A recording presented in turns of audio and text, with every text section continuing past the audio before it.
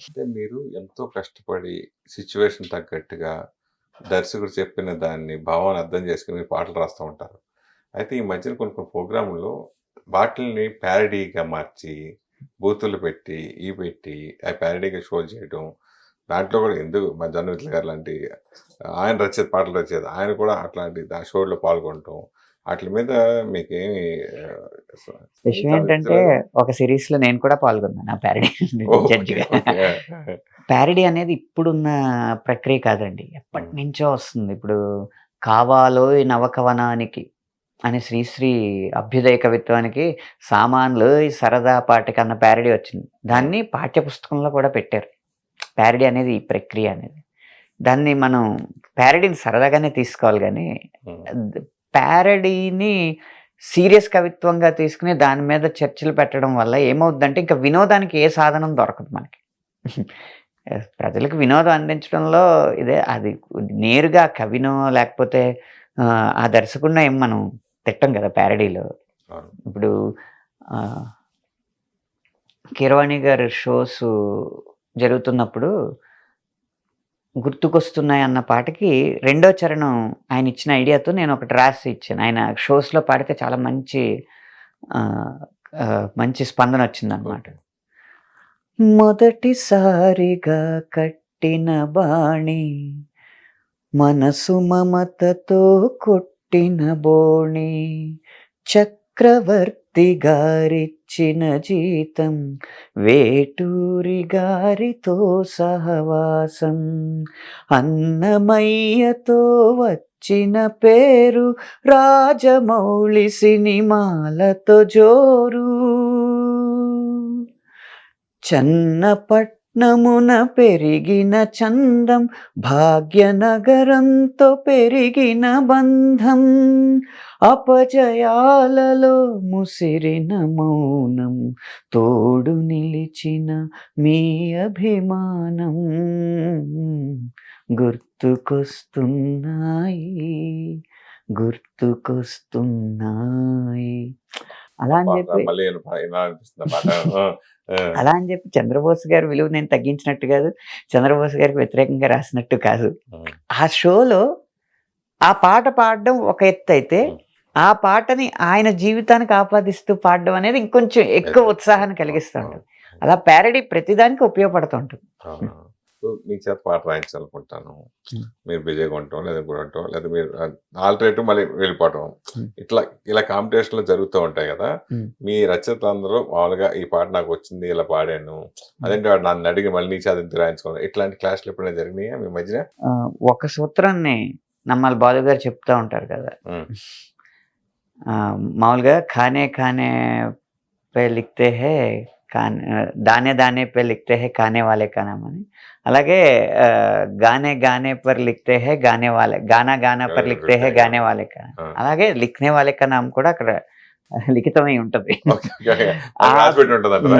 ఆ ఫిలాసఫీలో వెళ్ళిపోతే అసలు ఇలాంటి ఆలోచనలు ఏం రావండి. హ్మ్. హ్మ్. కాకపోతే నేను కోరుకునే చిన్నపాటి హుందాతనం ఏంటంటే దర్శకులైనా, నిర్మాతలైనా ఒక పాట ఒక రచయిత చేత రాయించుకుంటున్నప్పుడు అది పూర్తిగా కుదరాలని లేదు. నచ్చాలని లేదు.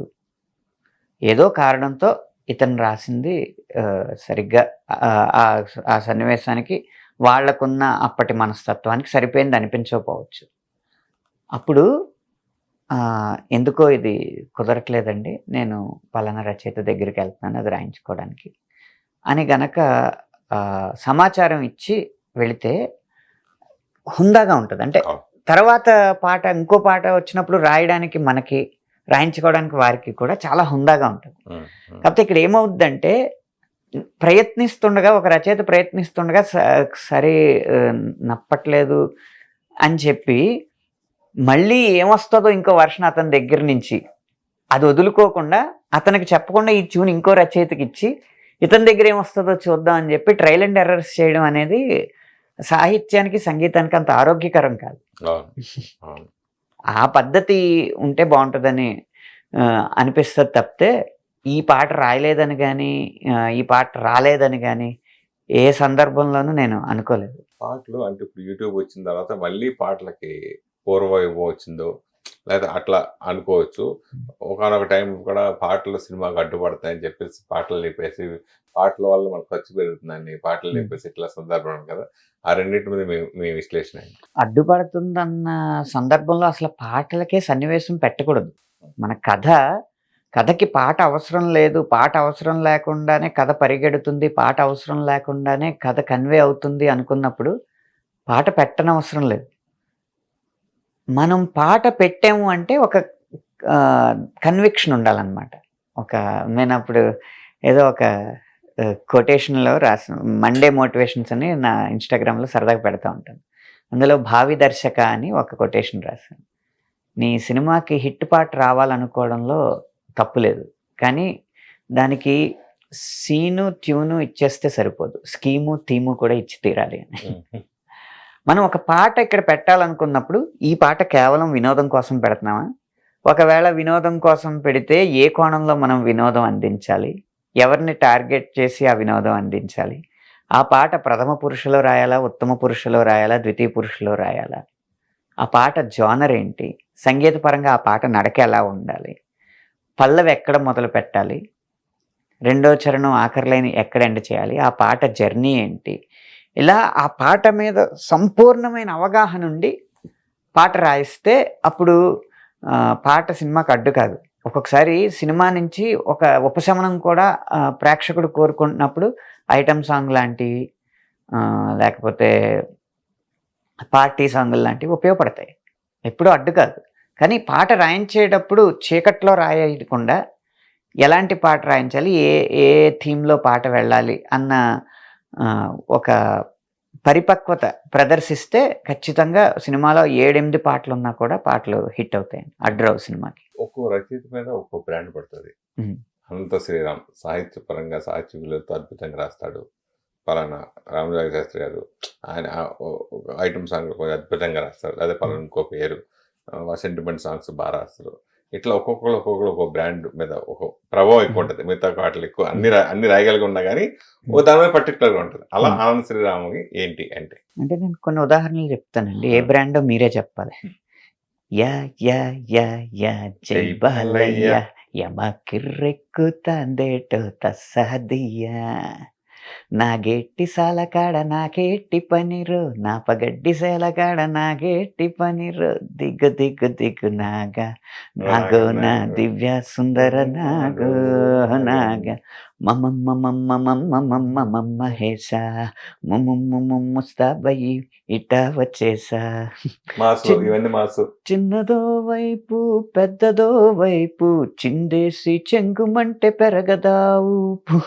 రబ్బరు గాజులు రబ్బరు గాజులు రబ్బరు గాజులు తెచ్చానే, రిబ్బను పువ్వులు రిబ్బను పువ్వులు రిబ్బను పువ్వులు తెచ్చానే, మనకన్నా పొడిచే మొనగాడే లేడమ్మో, మన చెయ్యే పడితే అది నీకే మేలమ్ము అదవచ్చు. లేకపోతే పరారే పరారే పప్ప పరారే బండెక్కి భయం పరారే, యంగ్ యమ ఇరగేసుకో యమ పోటుగా సీటుకే ఎరవేసుకో. ఇవన్నీ ఏం జానర్ అండి? నా బ్రాండ్ అదేనా? కాదు కదా. హిట్ టీవీ యాప్, ఇందులో short news, live news, entertainment shows, movies, digital magazines తో పాటు మీ జిల్లా వార్తలను కూడా ఫ్రీగా చూడొచ్చు.